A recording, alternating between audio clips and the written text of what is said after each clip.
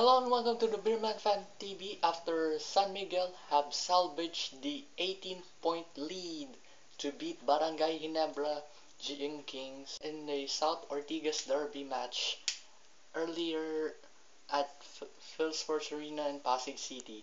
What a fantastic performance by the San Miguel Beermen with a massive high-flying moves and the slam dunk we saw by Arvin Santos.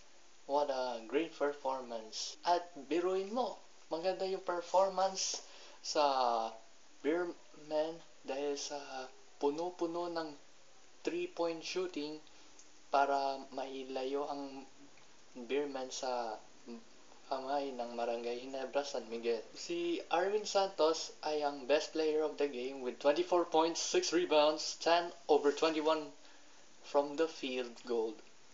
Habang si Junmar Farado with 22 points. At maganda rin yung performance ni Ronald Tubid dahil hindi niya pinapabaya ang San Miguel Beermen para ipatambak ang Barangay Ginebra sa score na 100-82. Maganda yung kinalalabasan.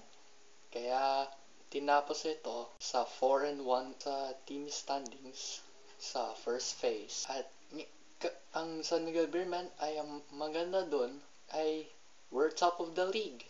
As you can see, we are on the number 1 spot on the team standings of the Philippine Cup. So, Coach Leo Austria is very happy for the performance and the top spot of the standings for the San Miguel Beermen.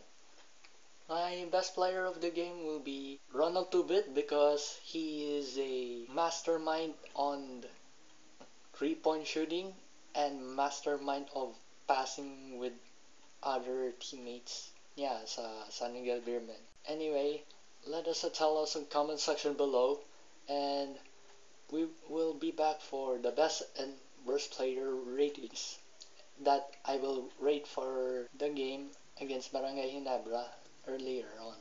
Anyway, don't forget to like, share, and subscribe on Facebook, YouTube, Twitter, and Instagram. And don't forget to subscribe to YouTube channel on the Beerman Fan TV. Anyway, salamat sa pagtutok sa The Beerman Fan TV. I'm Andrew Alvaro. And we'll see you on the best and worst player ratings. And we'll see you around. Bye.